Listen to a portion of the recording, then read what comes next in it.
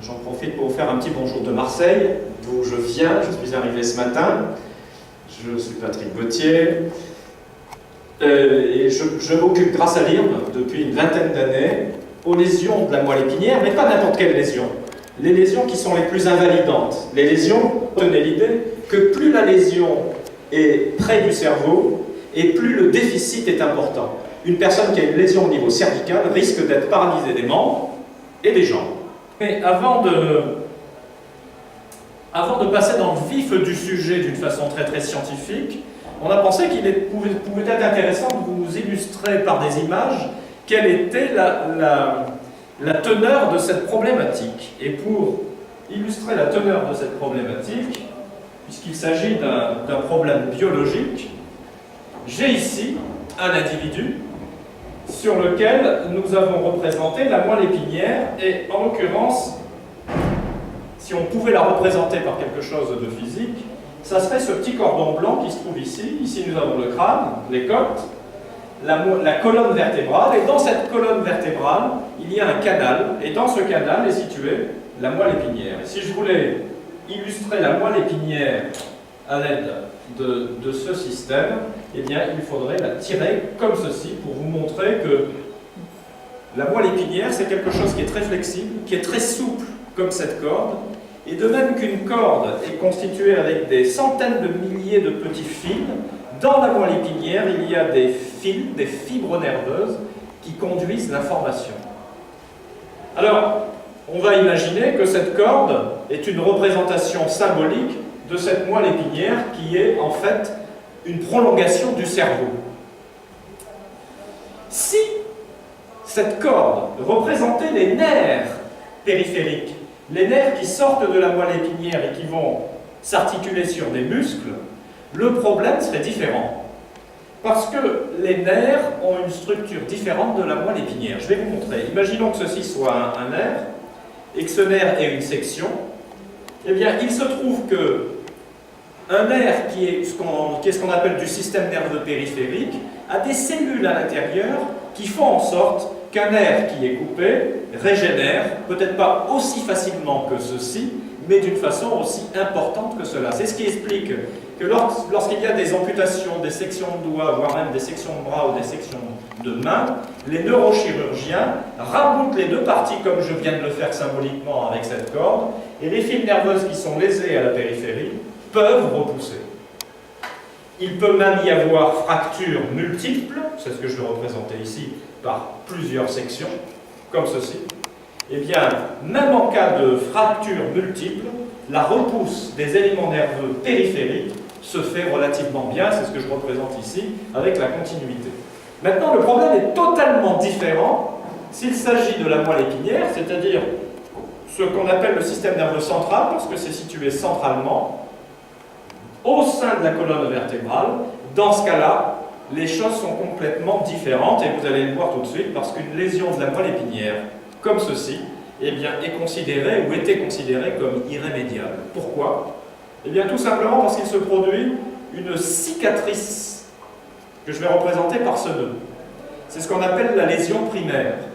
Et cette cicatrice ne permet pas le franchissement de la transmission d'informations par les fibres nerveuses. Qui plus est, avec le temps, se développent des lésions secondaires que je vais représenter par des nœuds, comme ceci.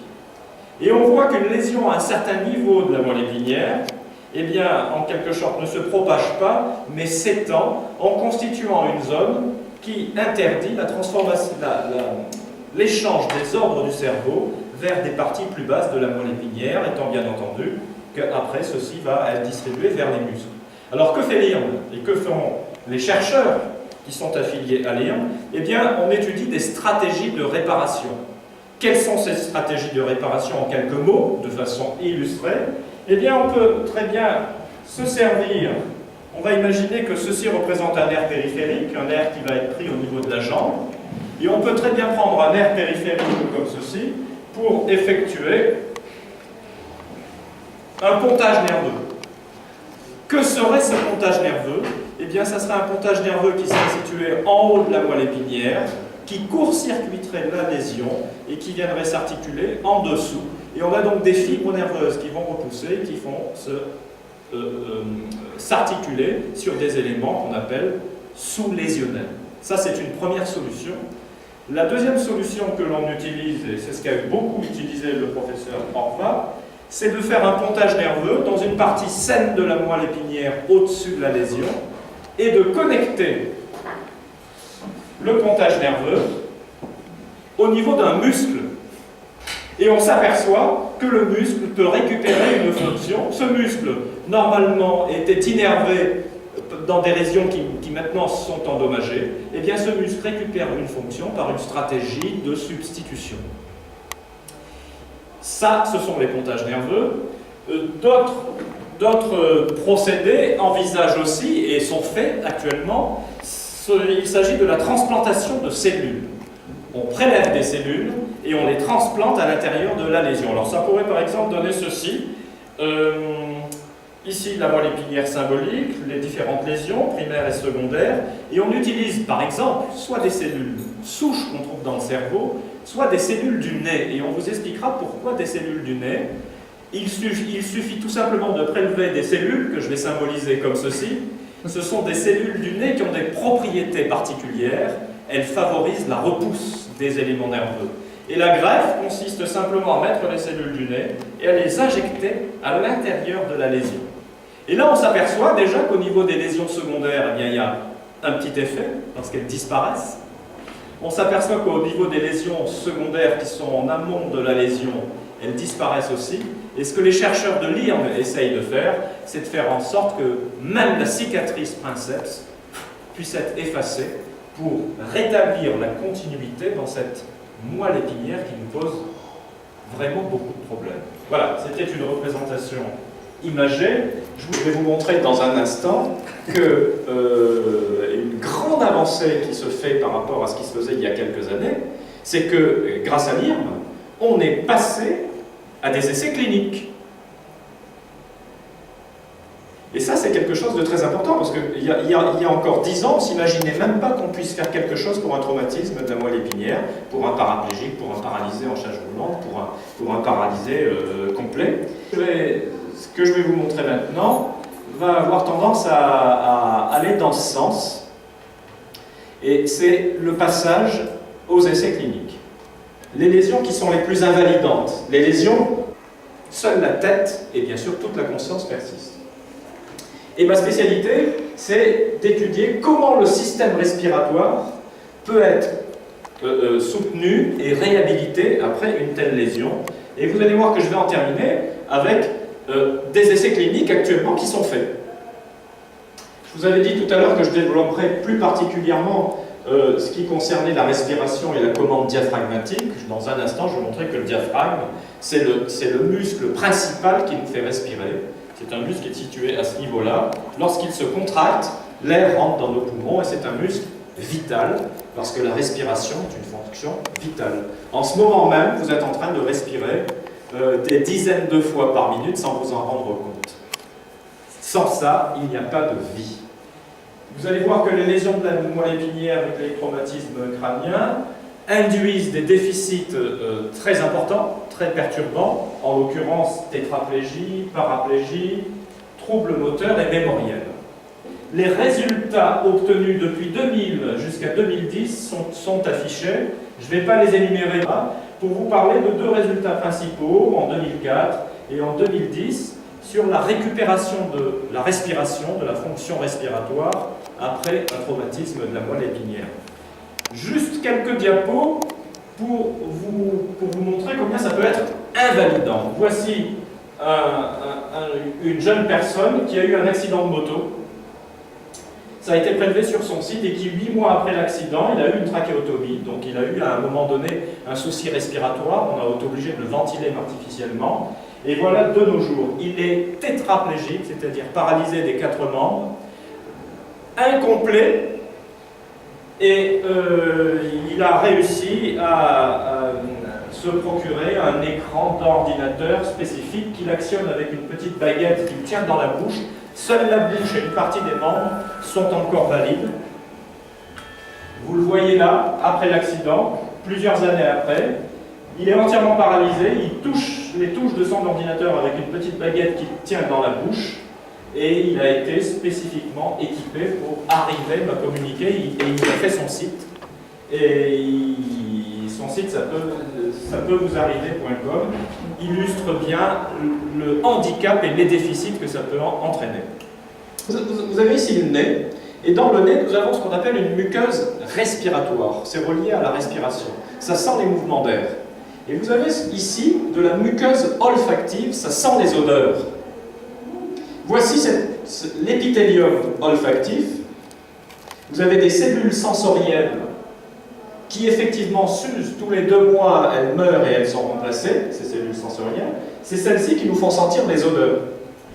Ces cellules sensorielles cheminent leurs axones dans un nerf optique, et puis après ça va vers le cerveau. Eh bien, les cellules engainantes olfactives, ce sont celles-ci. Elles sont déjà ici, mais elles sont aussi dans cette structure et aussi dans cette structure. Eh bien, il est possible, chez un individu, de prélever un fragment de muqueuse olfactive, de le mettre en culture, de dissocier les cellules, de mettre les cellules en culture et de récupérer un certain nombre de ces cellules dans une seringue pour être transplantées, injectées dans une lésion de la moelle épinière. Pourquoi? Parce qu'on s'est aperçu que ces cellules survivaient si on les transplantait en dehors de leur système natif, mais qu'elles avaient aussi un certain nombre de spécificités, notamment qu'elles aidaient à la repousse des fibres nerveuses. Vous avez ici une lésion de la moelle épinière, les cellules qui ont été injectées, et une cible nerveuse ou musculaire qui n'était pas active devient active après l'injection de ces cellules. Je ne vais pas rentrer dans ces détails-là, je vous les montre, hein. Elles sont ici. C'est celle-ci, celle-là, celle-là. Ça, c'est in vitro, et quand on les injecte dans la moelle épinière, eh bien voilà, après un marquage, elles sont ici.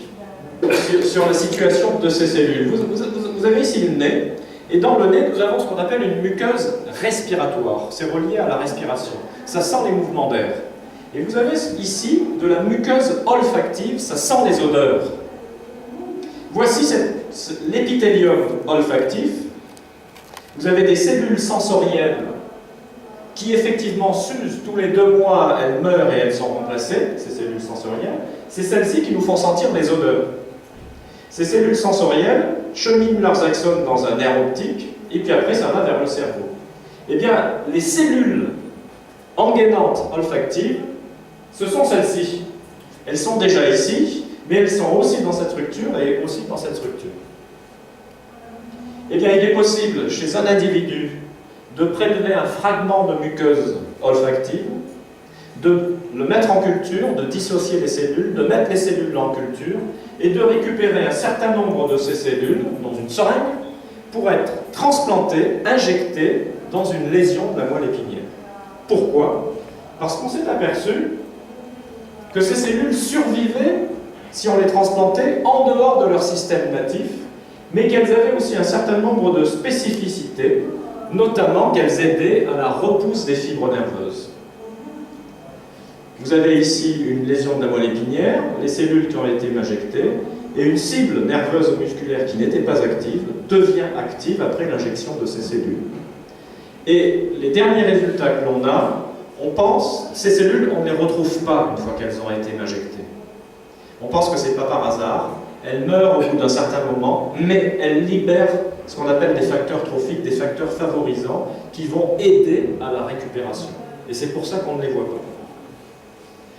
Je ne vais pas rentrer dans ces détails-là, je vous les montre, hein. Elles sont ici.